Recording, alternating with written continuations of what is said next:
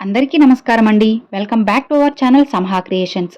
మరి ఈరోజు వీడియో ఏంటి అనంటే, మనం ఆకలితో ఉన్నా పర్వాలేదు కానీ, ఈ నలుగురు వ్యక్తుల్ని మాత్రం అస్సలు సాయం కోరవద్దు ఫ్రెండ్స్.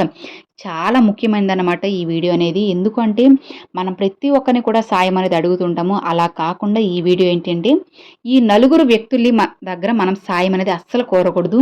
మరి ఆ నలుగురు వ్యక్తులు ఎవరు? మనం ఎవరి దగ్గర సాయం కోరకూడదు అనేది మనం ఇప్పుడు ఈ వీడియో అయితే క్లారిటీగా తెలుసుకుందామండి. ఈ వీడియోని మీరు ఎక్కడ స్కిప్ చేయకుండా చూడండి. అప్పుడే మీకు అర్థమవుతుందన్నమాట.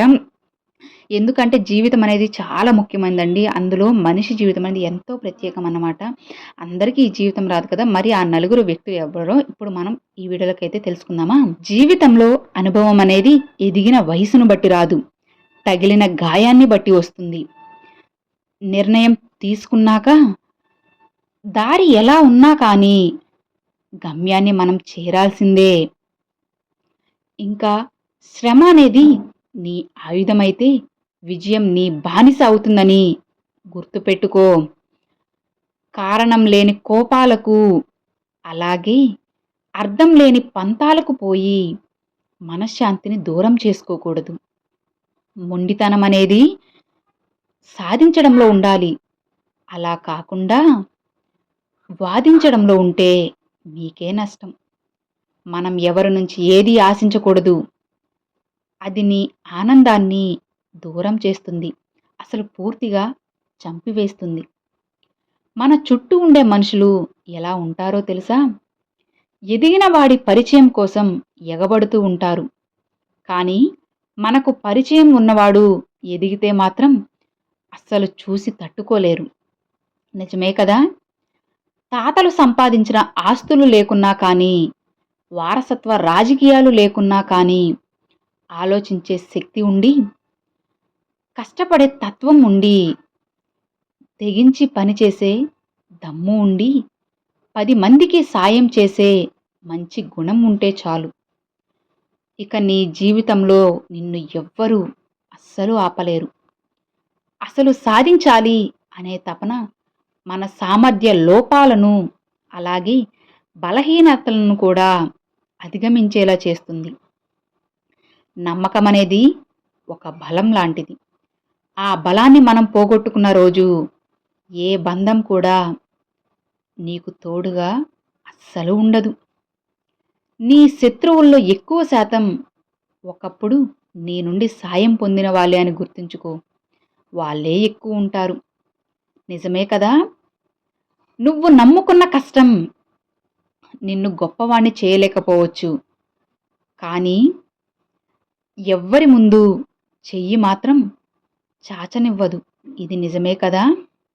కష్టాన్ని నమ్ముకున్నవాడు ఎప్పుడూ కూడా కష్టాలు పాలు కాడు అని గుర్తుంచుకోండి. ఈ విషయాన్ని ఎప్పుడూ మర్చిపోవద్దు. జీవితంలో ఎలాంటి కష్టం వచ్చినా వీళ్ళని మాత్రం అస్సలు సాయం అనేది అడగవద్దు. మొదటివారు శత్రువులు. ఎంతటి కష్టం వచ్చినా సరే శత్రువులు మాత్రం సాయం అడగకండి. ఎందుకో తెలుసా? శత్రువులనేవారు మనల్ని ఎలా నాశనం చేయాలా అని కాచుకొని కూర్చుంటారు. ఎలా అంతం చేయాలా అని ఎదురు చూస్తూ ఉంటారు. ఇక రెండో వారు ఎవరో తెలుసా? అహంకారులు. అలాగే పొగరుబోతులు కూడా. అహంకారుల్ని, పొగరుబోతుల్ని, గర్విష్ఠుల్ని కష్టాల్లో ఉన్నప్పుడు సాయం కోరితే వారు మన కష్టాల్ని చూసి తీర్చకపోగా మరింతగా హేళన చేసి చులకన భావంతో చూస్తారు. నిందిస్తూ మనల్ని దెప్పి పొడుస్తూ ఉంటారు. కాబట్టి ఇటువంటి వారిని సాయం అస్సలు అడగకండి. ఇక మూడవ వారు ఎవరో తెలుసా? ఈర్ష, ద్వేషం, అలాగే అసూయ కలిగిన వ్యక్తులు. మనమంటే గిట్టని వారు మనపై ఈర్ష, ద్వేషం, అసూయ నింపుకునే వారిని కష్టాల్లో ఉన్నప్పుడు సాయం చేయమని అస్సలు అడగకండి. ఎందుకో తెలుసా? అలాంటి వారు మన పరిస్థితిని చూసి జాలి పడకబోగా ఇంకా మనం నాశనం అయిపోవాలని కోరుకుంటూ ఉంటారు. ఇలాంటి వారితో ఎప్పుడూ కూడా జాగ్రత్తగా ఉండాలి. ఇక ఆఖరి వారు ఎవరో తెలుసా? తాగుబోతులు, అలానే తిరుగుబోతులు కూడా. తాగుబోతులు నిరంతరం మద్యం సేవించి అధిక ప్రేలాపనలతో ఉంటారు. అలాంటి వారిని మన జీవితంలో ఎప్పుడు సాయం అనేదే అస్సలు మనం కోరకూడదు. ఇలా చూశారు కదండీ! ఈ నలుగురు వ్యక్తుల్ని మీ జీవితంలో ఎప్పుడూ సాయం అనేది కోరొద్దన్నమాట. ఇలా కోరితే వాళ్ళు మనకి సాయం అనేది చేయకపోగా, మనం ఇంకా నాశనం అయిపోవాలి, ఇంకా కిందకి దిగజారాలి అని చెప్పి ఎదురు చూస్తూ ఉంటారు. కాబట్టి ఈ నలుగురు వ్యక్తుల్ని మాత్రం అస్సలు సాయం కోరొద్దు. మీకు ఆకలి వేసి ఎంత కష్టమొచ్చినా కానీ ఈ నలుగురిని మాత్రం అస్సలు అడగొద్దండి. చాలా జాగ్రత్తగా ఆచితూచి ఆలోచించుకోండి. మీకే అర్థమవుతుందన్నమాట. అర్థమైంది కదా ఫ్రెండ్స్ నేను చెప్పింది. Thanks for watching.